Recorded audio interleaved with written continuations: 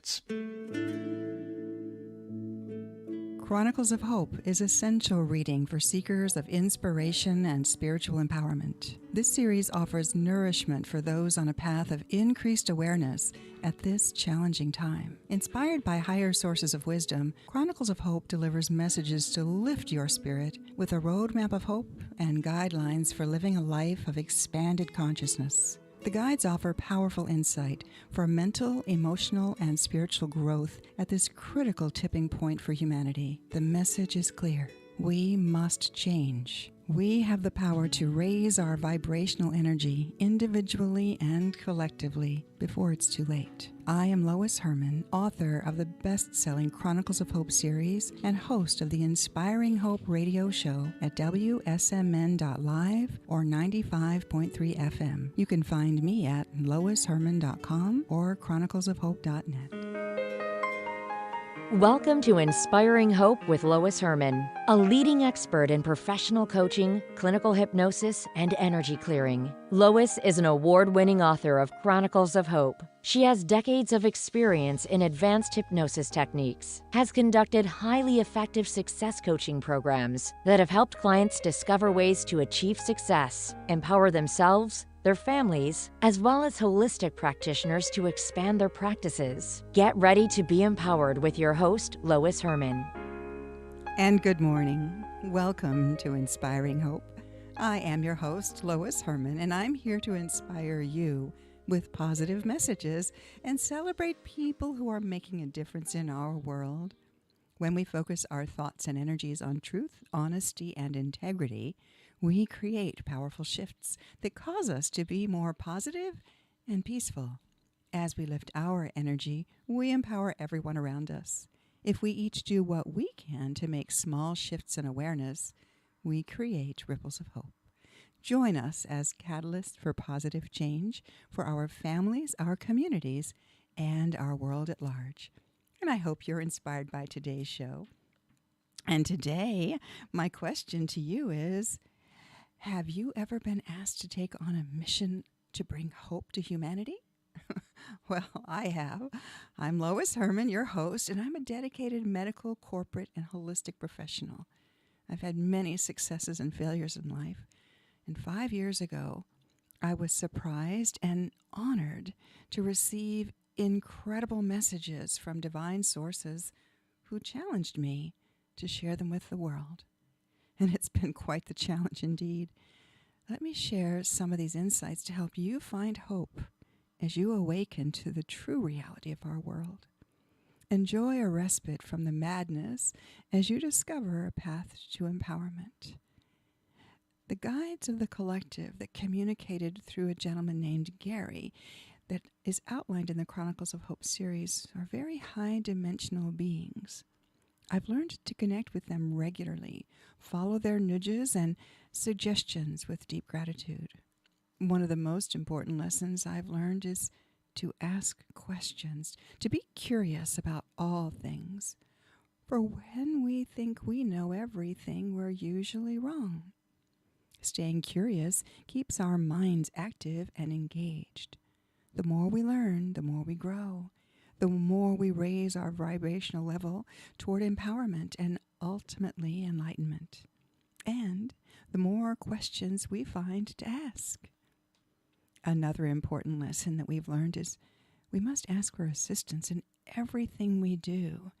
These amazing guides will absolutely answer our requests, yet we must be specific in our asking. This is how we learn, grow, and ascend to an expanded consciousness. We must also endeavor to support one another on this journey as we each share our unique gifts with the world. Embody life with gratitude, persistence, and joy, and allow our spirit to be raised up.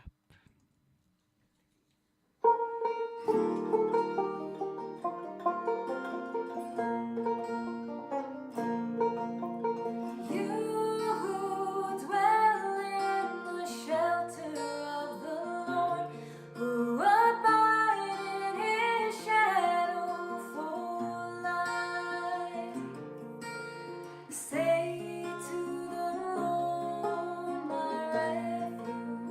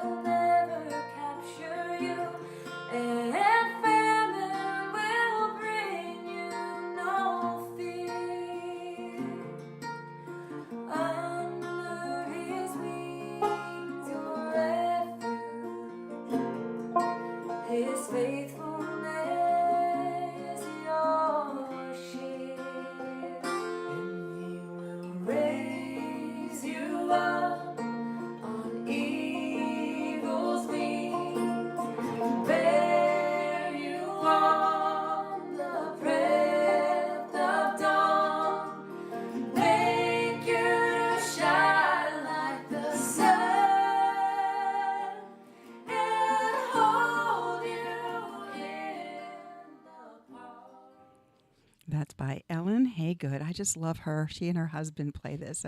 I love listening to the simple, everyday people who have these incredible voices that are the unsung heroes as far as I'm concerned. I've always been one that has appreciated art in all its forms, and you are listening to Inspiring Hope with Lois Hermann at WSMN.live or 95.3 FM. Help share these messages. Watch the videos on our Lois Hermann Associates YouTube channel and loishermann.com website, and join our Hope community at chroniclesofhope.net. Well, today we're going to mix things up just a little bit.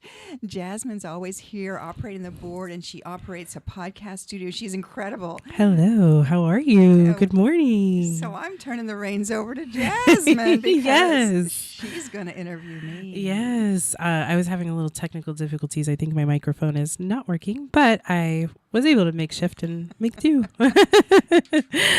I am so happy and so honored to flip the script today because I have the privilege of being your board operator all the time. And I love your show and I love the guests that come on. So I'm so privileged and so honored to be able to flip the script a little bit and get to know you better. Well, thank you. You know, that's one of the things about this show is I meet such incredible people, and I love interviewing people. And it dawned on me that, here I am getting ready to release book 3 soon. And I thought, you know what, maybe I need to tell a little bit more about my story. I know I interject my story throughout. Yeah. But, and you know what? It's so funny because you sprinkle little things about you throughout the time that I've known you. And it's always just I'm like, what? You do this and you do that. And and I'm always shocked because I'm always there's so many layers to who Lois is. So this is wonderful to kind of get to know you on a better, on a better level. Thank you. I do think I've had 9 lives in this one incarnation. But you always, stay with the hope. I do. And just like a cat, I land on my feet. Yeah. Yes. So, Lois, let's flip the script and let's get to know who Lois is and how you came to be, tell us a little bit about your journey. Sure. And, how Inspiring Hope came to be. Sure. Well, I'm actually an Army brat. What? Born in Yokohama, Japan. Yeah. You dropped that little nugget in our NLP training, and I was like, what? Yeah. Oh, my gosh. I have actually moved over 30 times in my life, believe it or not. So I consider myself a gypsy. Oh, my gosh.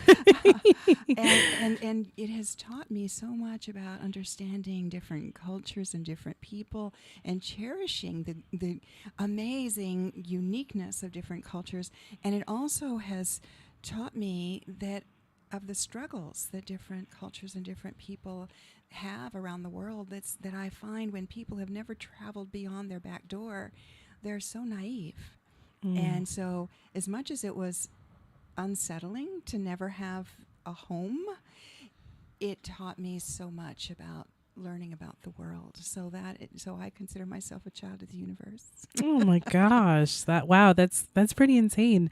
So how did you end up in New Hampshire? Well, that's another. I have lots of stories. Yes. You know, yeah. Now, Jasmine, I have lots of stories. So I went through a really debilitating divorce with what I shall call a sociopath, and I escaped. Disappeared in the middle of the night with my children under legal jurisdiction, and disappeared and reappeared in New England. Wow. Took a job as a corporate trainer and systems designer with Hewlett Packard, and I moved into a house with a ghost. You moved into a house with a ghost. Yeah. Now, I've heard you tell this story. Could you tell the listeners a little bit about how you moved into a house with a ghost? You were working for Hewlett Packard at the time, and you were a corporate trainer, which I think just having a little bit of that corporate background always tells me you didn't just land into the woo-woo world. It's just, you come from an analytical background too. Very analytical. Yeah. I mean, I have patents in my name. Very logical, from patents for systems design, for ultrasound systems design. So I was a pioneer in the field of ultrasound. Actually, I have an Army Commendation Medal from setting up the first ultrasound department in all of Europe. that was back in the mid 70s. Wow. Yeah. So I've long had this just say yes attitude, which I think Spirit has recognized. And so I was an Army dependent wife living in Germany, and they had a brand new ultrasound system, and they said, would you like to learn to use this? And I'm like, sure. And so the colonel had a book, and he said, scan until you make the picture look like this. So I was developing processes unbeknownst, I was just doing the best I could. And ultimately, I was seeing all this very unusual pathology. People would be air evac'd from Turkey, Greece, Egypt to my lab.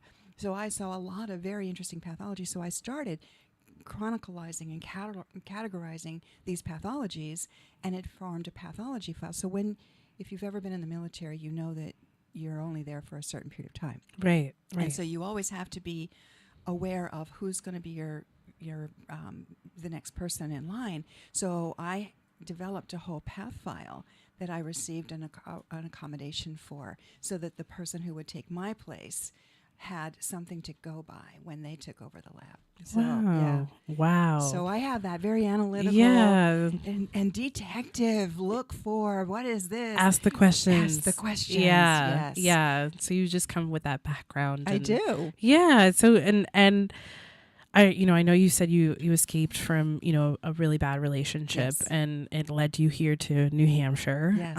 Now tell us a little bit about the house with the ghost and how that led you into your intuition, because I know that you said you had done some stuff with your intuition before, with energy clearing and things like that. And, and I'm sure the ghost in the house amplified all that wonderful all those gifts. Well, that's where I first learned it.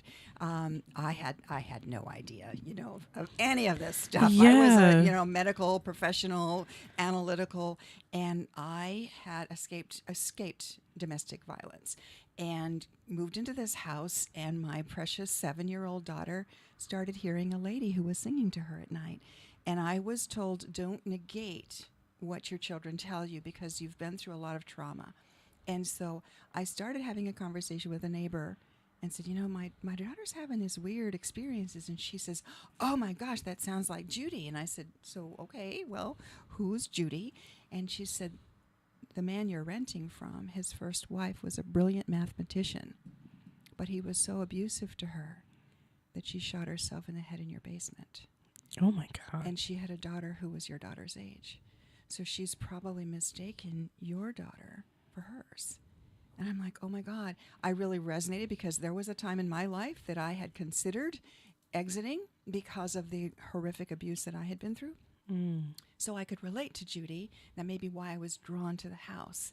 But I'm like, okay, well, we have to help Judy, because this just can't continue. Right. So I ended up meeting my other neighbor, who was, for lack of a better word, a healer. And turns out she was a hypnotist, and she had a priest that lived with her. So I invited them over to bless the house. And so they came. We had a lovely dinner, and then they get up to leave. They agreed. Oh, yeah, it sounds like this could be Judy. And I'm saying, wait a second, aren't you going to sprinkle holy water or do something here? And they said, no, we've been given guidance that you need to learn how to do this. I said, what, me? I've probably been excommunicated from my church because I've now divorced, and it's anyway, but I'm really good at following instructions. So they told me what to do. I sat on the stairs outside of my daughter's room, lit a candle, because that's what they said, and I had an imaginary conversation with Judy, and I said, Judy, this is my daughter, and I'm going to help her. Your daughter is grown and gone, and it's time for you to go into the light. And I felt some chills, blew out the candle, went to bed. A couple days later, I asked my daughter, so does the lady still come and sing to you at night? She said, no, but there's a little boy. And one after another, she saw a soldier. Then it was a Native American. So she was open, as many children are, Right. to see the unseen. I didn't see them. I just knew, oh, great. Right. Now I have to Now you have have to an deal with this. imaginary Yeah. conversation. And so that was what started me on this path of communicating with the unseen. I had absolutely no idea what I was doing, but I went on to learn more and more and more. It's been 30 years now of communicating with the unseen world. Wow. That's so, I mean, that's amazing. And that was like the moment that clicked to you that you were like, I have these intuitive gifts and I have maybe something to share with the world. What was that moment that like clicked in your brain? That actually wasn't the moment. That No? was like, what am I going to do to protect my Yeah, daughter? It was yeah. just Mama Bear. You know, I still was completely clueless. So you were still like navigating the world, the two worlds, right? Yes. Yeah. But because Agnes was so, her story was so fascinating. She was a Holocaust survivor.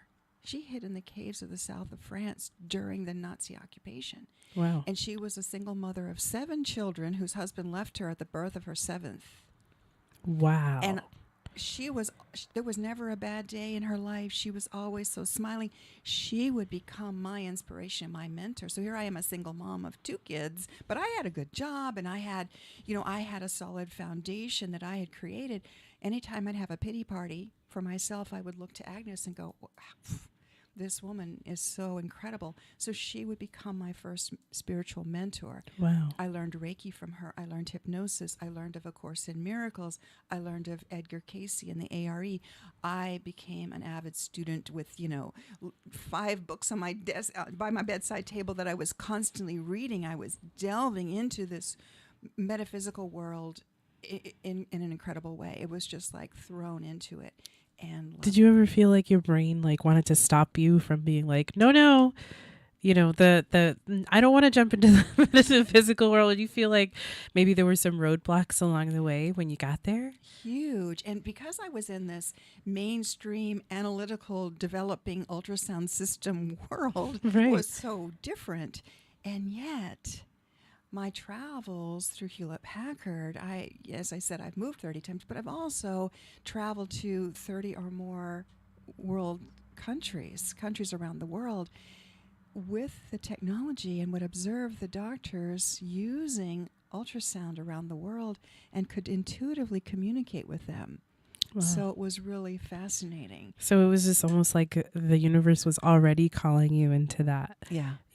alignment. Now, let's talk a little bit about your books, Okay. because I've had the privilege of reading your first book. You Yes. gifted that when you first met me. You're like, I've written a book. You should, read it. And I didn't really know you at first, and I was just listening to your content and stuff like that. And so when I got to read your first book, I was like, holy moly! I was like, I don't know what to do with this information now, because what it felt like? It was like a door opening for me in the sense of there are other things that exist. There are cycles that repeat, and so there was that, the first book was definitely an introduction. Yes. And now I can't wait to read the second one. Can you tell us a little bit about how, how your world has led you into the books that you've written? Well, I think that you read technically the first Chronicles book, Yeah. and not the first book that I wrote. The first book that I wrote was My Big Awakening, and that's The Spirits of Amaskeg. Oh, which So- I have the privilege in my hand right now. I'm Yes. going to just show everybody Spirits of Amaskeg. You're so If you funny. want to, Yeah. purchase it, you can purchase it anywhere right on your website. On the website, or you know what, it's being released, and it's the third printing is being released this week on Amazon. Wow. So that story is an amazing one in and of itself. So Wow. I need to start with that story, because I think that they were testing me to see if I would follow through with my word Right. in order to write the trilogy of the Chronicles. Okay. So the story with the Spirits of Amaskeg, I was hired to investigate the deaths in an assisted living facility outside of Manchester. So as I started delving into the spiritual world, what my secret power, or whatever superpower you call it, is I communicate with the lost souls. I'm not afraid of them. Like Judy taught me, she was just lost and just needed help into the light. Anyway, here I have a Course in Miracles group that I'm leading, and one of the members of the Course in Miracles group worked at an assisted living facility, and she said, oh my goodness, in 2 years we've attended 10 funerals of our family members. Wow. None of the elderly were dying, but it was all our family members. This is weird. It's freaky. what can you do to help see if there's some sort of spirit activity?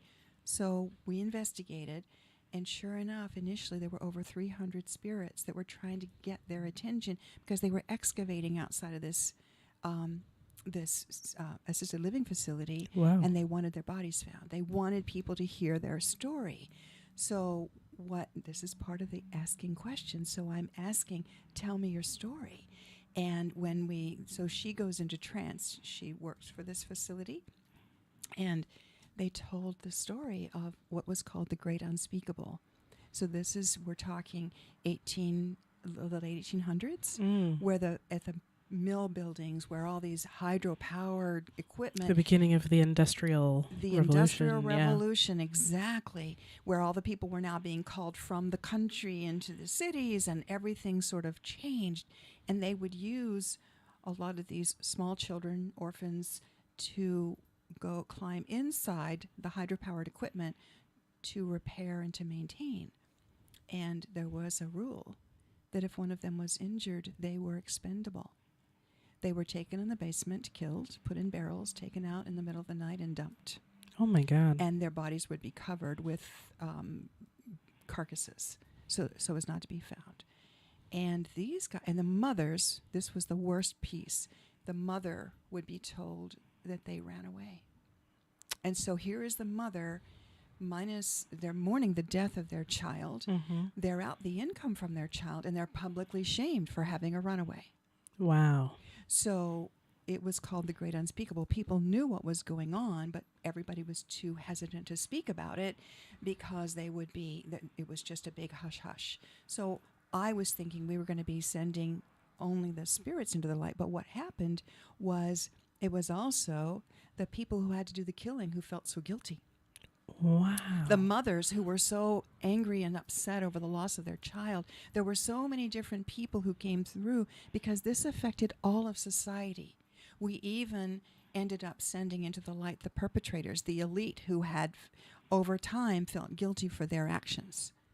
And this was a big healing for that whole group of we ended up sending over 600 spirits into the light. Wow. And one of the fascinating stories, it's a sad story, but it's truth. It's telling their story that was completely blocked. It was society. buried. It was Yeah. buried, yeah. And what we're kind of experiencing the same thing now if you think about the Great Unspeakable, with so many people being muzzled and censored. But I digress. I want to tell a great story that is in this new revision that's being published now. A year ago, Jasmine, you've now taken some of my trainings. Yes. And I'm a PowerPoint kind of gal. It Yes. comes from my corporate background. It keeps me But on they're track. very thorough. Thank you. So here I am delivering a very organized PowerPoint presentation to a group of psychics Oh, wow. about the book. Mhm. And it's a year or so later. And this one very gifted psychic comes up to me and she says, "Is it your birthday?" I said, "No."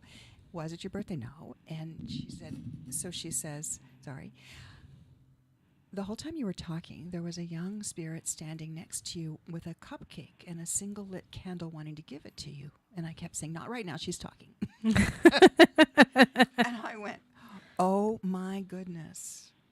1 year ago that day, Memorial Day weekend, was the day that the very first copy of their book was placed in my hands. Oh my gosh. I That just give me chills. Yeah. It gives me chills Yeah. every time I say it Yeah. because I had spaced on it. I had forgotten it, but they remembered. And they have been so grateful because their story was told. Whether it's made any big public press, the Manchester Mill Society won't sanction it because it's hearsay. It's not, but we have proven it. We endeavored to approve it by researching. Archangel Michael, who was guiding this, said, "Prove who owned the land." Oh. So we did.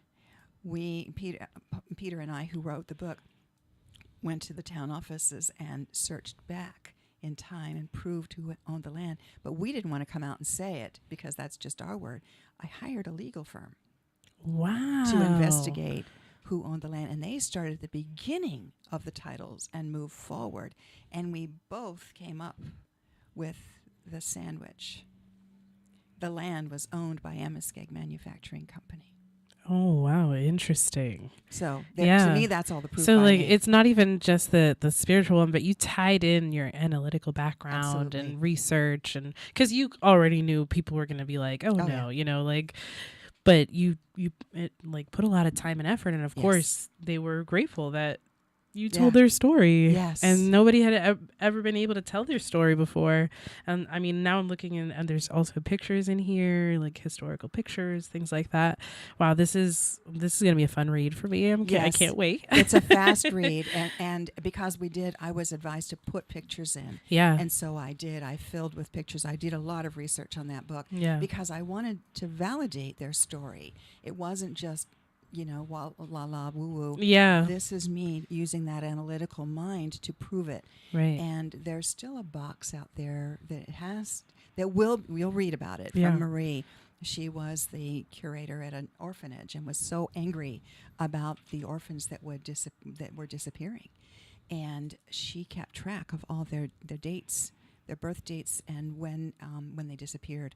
So there is somebody has a box somewhere that has a listing from the 1800s of Marie's Wow. records. Wow. That's so interesting. Yeah, so that started me on the journey.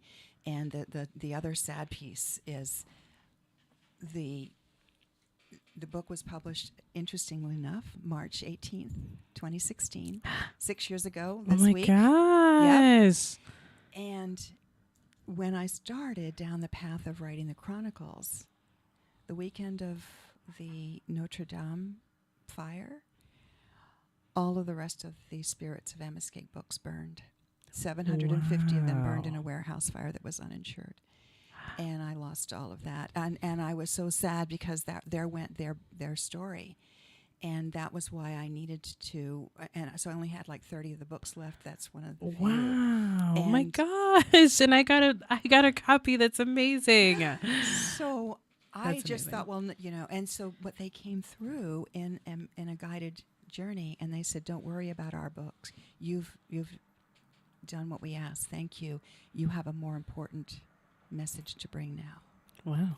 So I just sort of let it go and focused on the Chronicles. But last fall, I got asked to somebody got a hold of the Spirits book, and I've given several presentations at the Daughters of the American Revolution on the Spirit story.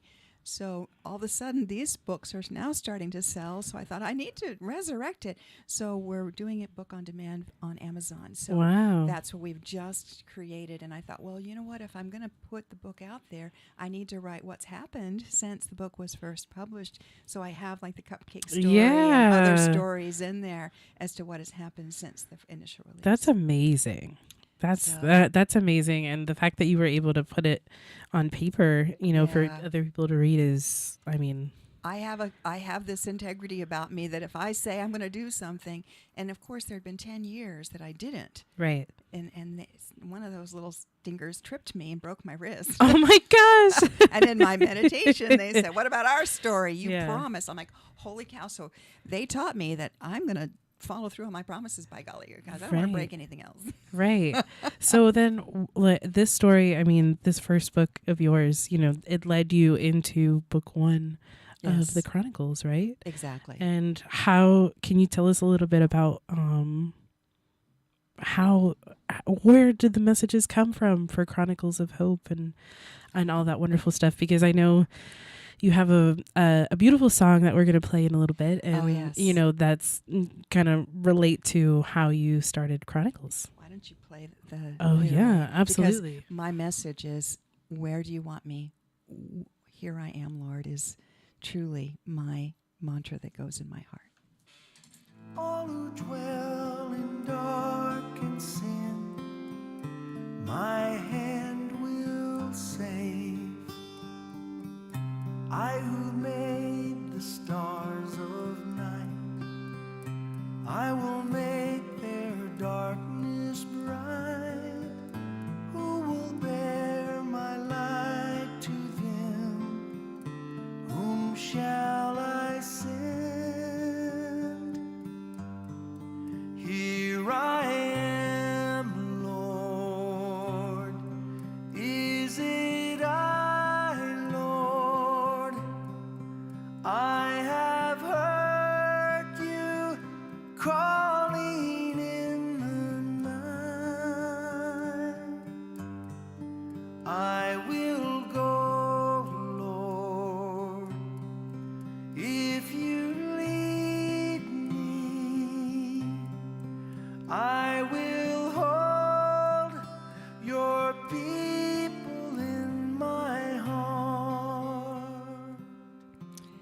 makes me cry to this day every Oh time my I hear that. it's so funny. I hear that song, and the song that song can be translated into Spanish. I used to sing it in a choir, and so I love that song too, because it's one of those moments where you're like, and we've talked about my journey too, where I've had to say yes to, to where the Yes. universe is leading me, and so Right. I definitely resonate to that song Yeah. too. Absolutely. I sang it in a choir as well many years ago. Yeah. But that was when I left my corporate job and I said, here I am, guide me, whatever it is I'm supposed to do. And I was truly guided to start this hypnosis practice, and longer stories, but it became a very spiritual based practice. So if you wanted to speak with your beloved grandmother, you could go into trance, and I'm again logician. I'm the analytical one that's taking the notes, protecting you, keeping you safe, clearing the energy so that you get pure messages from your guides. That's normal for me. That's my normal. I love how you say it's just It's normal. just It's normal. an everyday Tuesday like kind of thing. It's true. Yeah. Unfortunate. Well, Not unfortunate. it is. Fortunately, right? Yeah. It's just my weirdness and that I have embraced. Yeah. So about 5 years ago, this crazy Einstein-looking guy, just a genius guy with a crazy white hair, comes to me, and he was having difficulty sleeping because his mind raced too much at night. Well, as a hypnotist, I help with people with that all the time. He goes into trance, opens his eyes, looks at me, and says, "We need your help to save humanity. Humanity's facing the next great apocalypse. If they do not change their ways, they may not have much time left." 6 pages of notes later, he comes out of trance.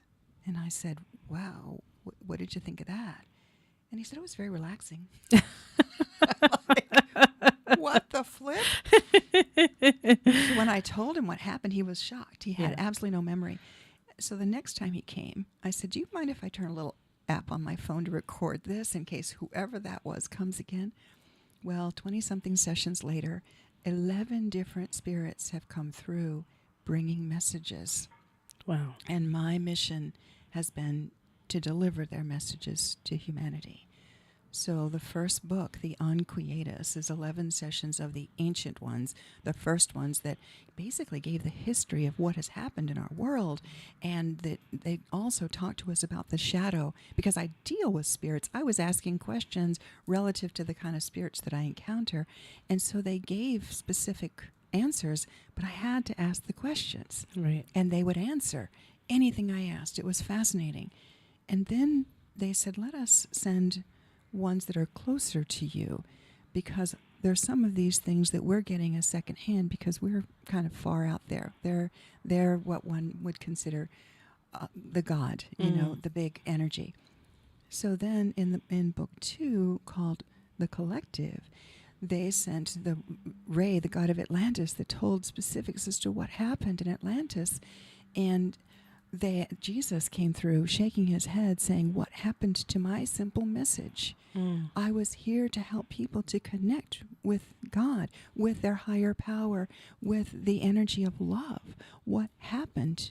And then so different Mother Gaia came through, the energy of the earth. And for those like who don't understand, right? Because some people are like, "What? You talk to Jesus, right?" And what people don't understand, and there's something that you actually had explained to me, is that Jesus can be an energy. Yes. That, because he's passed on, and just like when we pass on, we're an energy that just keeps on going. Energy does not die. That's scientifically proven, right? And, so when people talk about, communicating with Jesus, it's an energy that you're communicating with Jesus' energy, right? You're exactly right. His spirit, he is what we would call an angel. Right. When he's not in physical form. He was here in physical form as a master, as a teacher. And then when he passed over, his energy is with us. Many of my clients communicate with Jesus, and he comes to them. We can all communicate with him. If we quiet our crazy, busy mind and tap in, we can communicate with these beautiful light beings, these incredible angelic presences who are here to guide us. We have to be prepared to ask the questions and welcome them. It's kind of like as a mother watching your child struggle, and it's just like, and you want to pick them up a little bit, but you know that they have to kind of learn that lesson. Exactly. That's kind of what they're doing. They're like, geez, if they would just ask. Yeah.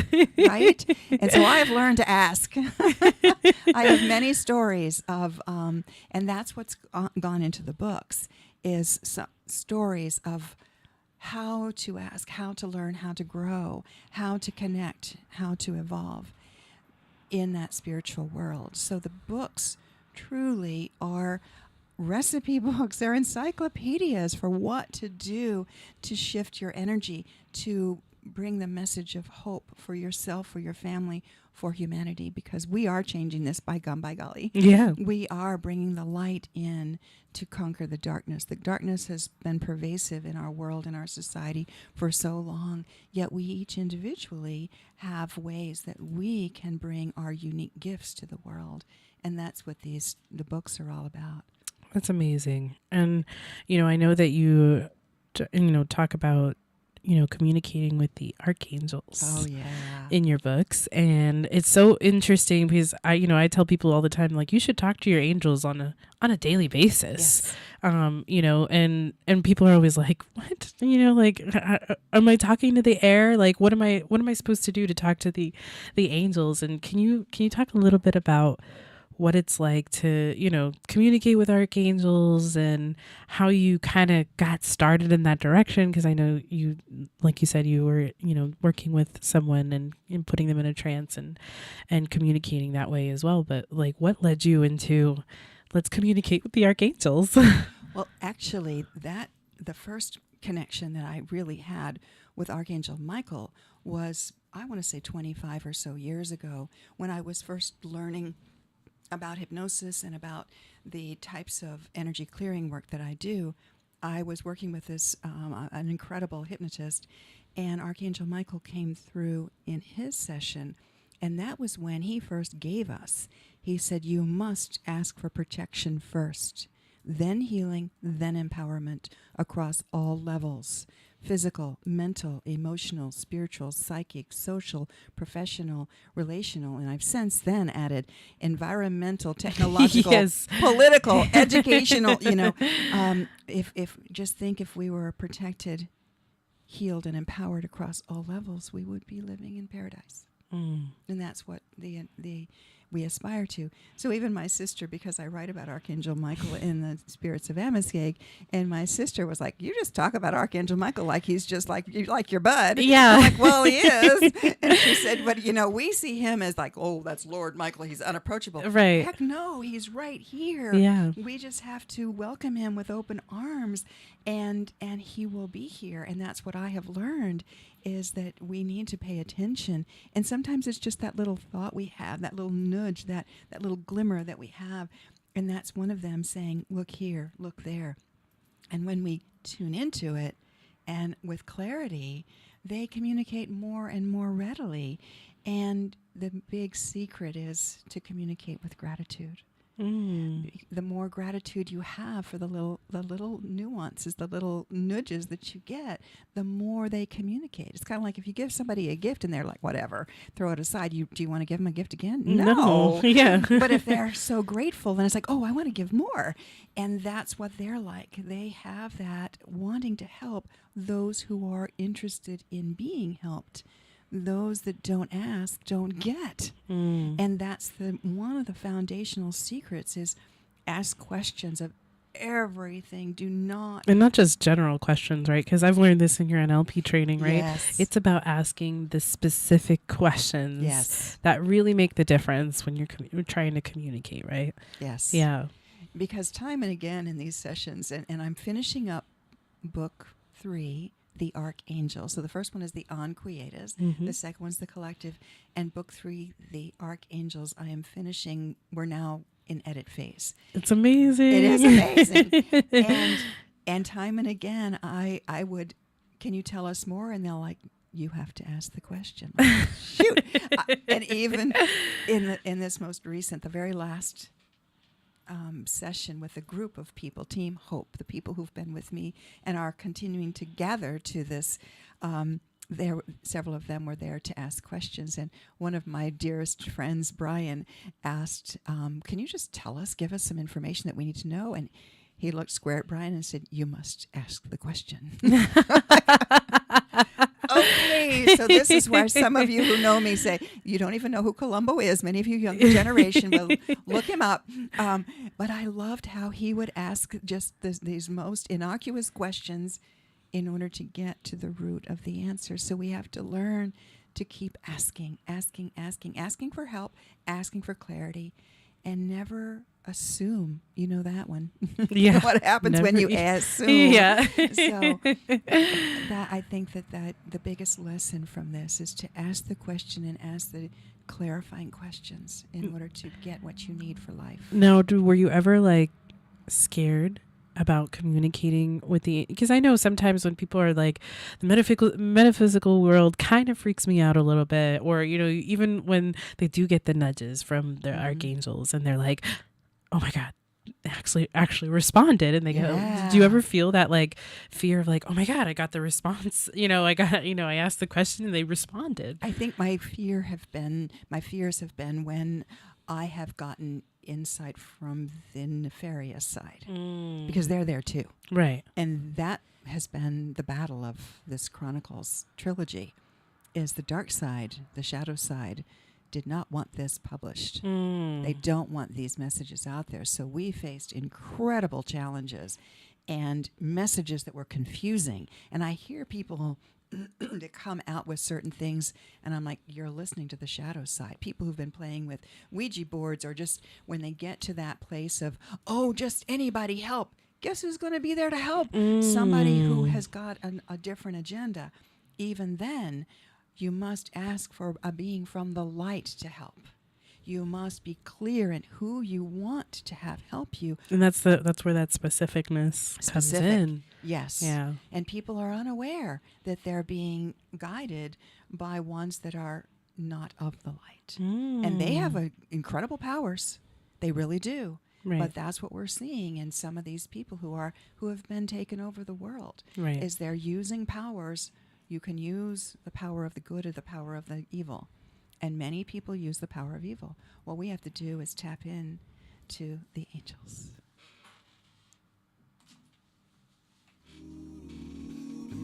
I was walking home from school on a cold winter's day. Took a shortcut through the woods, and I lost my way. It was getting late, and I was scared and all alone. But then a kind old man took my hand and led me home. Mama couldn't see him, oh, but he was standing there.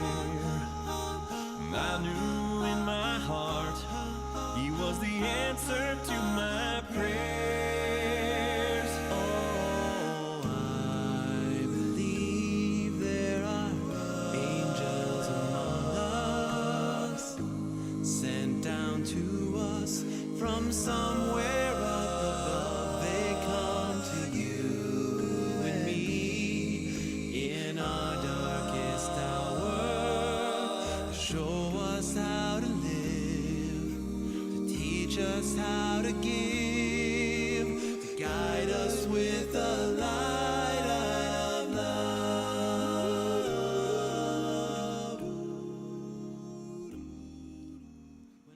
And when you start to see the magic and the miracles with the angels, you can't not live with them.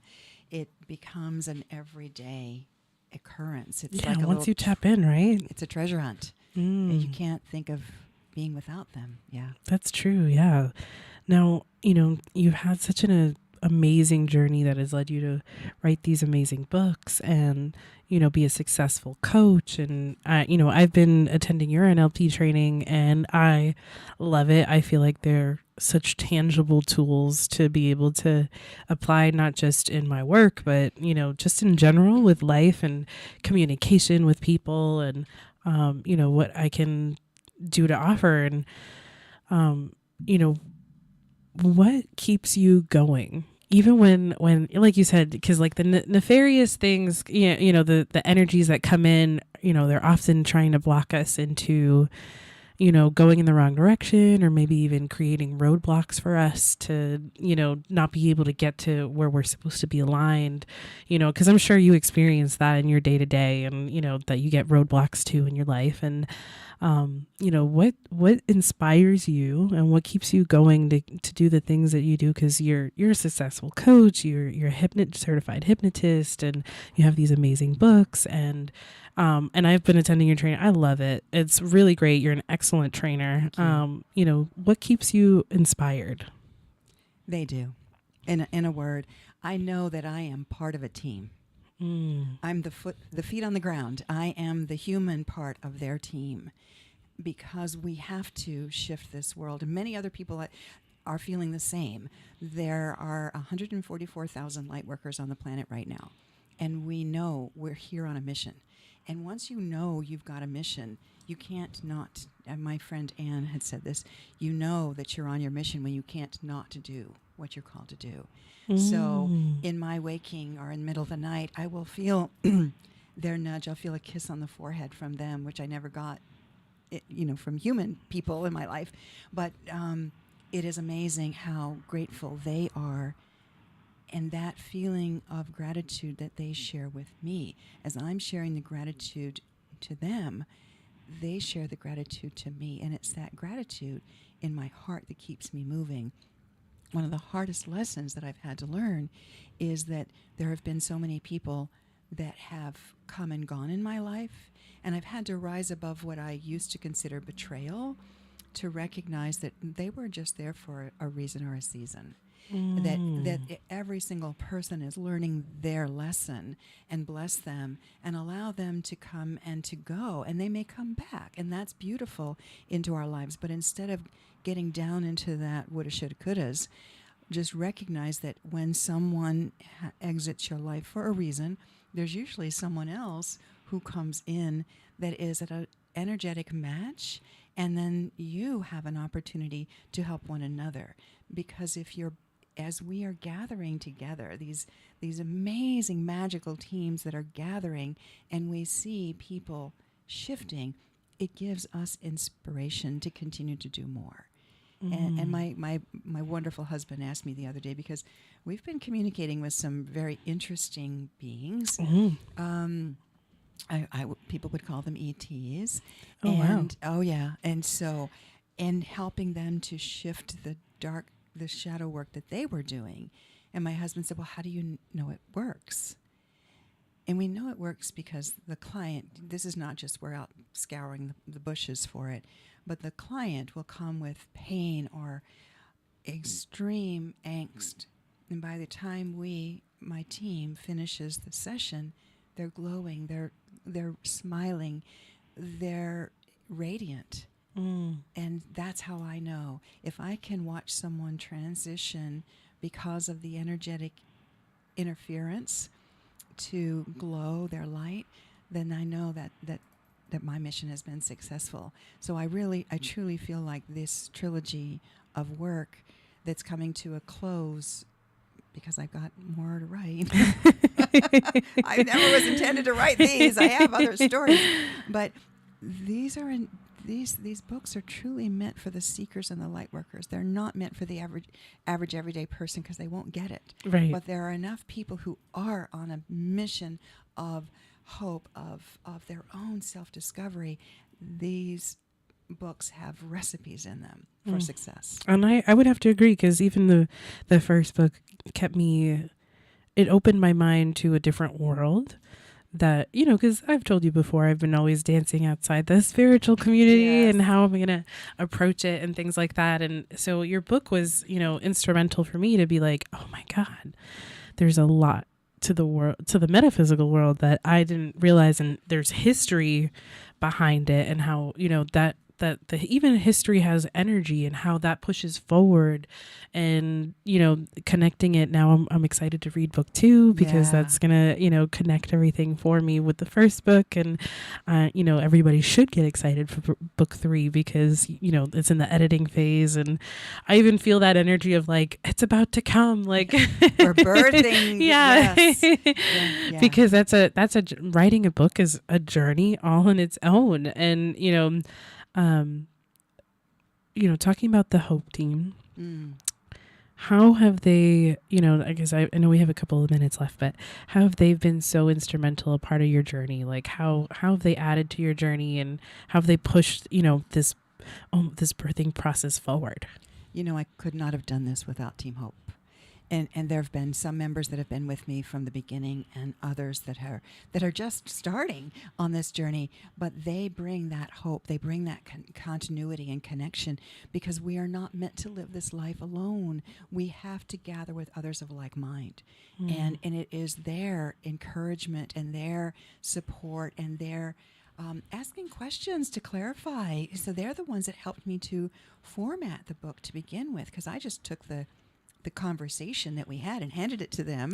You were like, I don't know what to do, but help me out. Yeah, Like, what does this mean? Yeah. And so they're the ones that Team Hope is the ones that helped me to get to clarify. So even book 3, as I write a chapter, we have the Inspiring Hope community that meets, and the people who are in that community are reading each chapter as I'm writing it, and they're giving feedback, and they're asking the clarifying questions. I don't understand this. Could you explain it further? So they're the ones that have helped to clarify the writing. Wow. And to keep me in that wonderful space, because they've become dear, close, wonderful. They're my family. Right. Yeah. Yeah, that's amazing. And you can join us. Yeah. chroniclesofhope.net is where you would find the community, and we welcome people who are open to explore. If people are coming to push their agenda, sorry, it's not for you. These are people who are open to explore the messages that have been given in this Chronicles trilogy. That's right. Now we've come to the last, minute. What's the last minute? What's the last thing? I'm excited to have you help me with podcasts. Yay! That is next. That is next. That's the big announcement for Yes, it today. is. We're releasing a podcast segment series for Lois and over at First Gen Multimedia Studios, and we're excited to partner up with Lois because she's awesome, and we'll see. Well, I think the podcast is going to be amazing, and people are going to really, enjoy and connect to something like that. It's time. Yeah. And until next week, everyone, thank you so much, Jasmine. No, thank you. And everyone, look up, stay positive, and be the light in someone's day. God bless.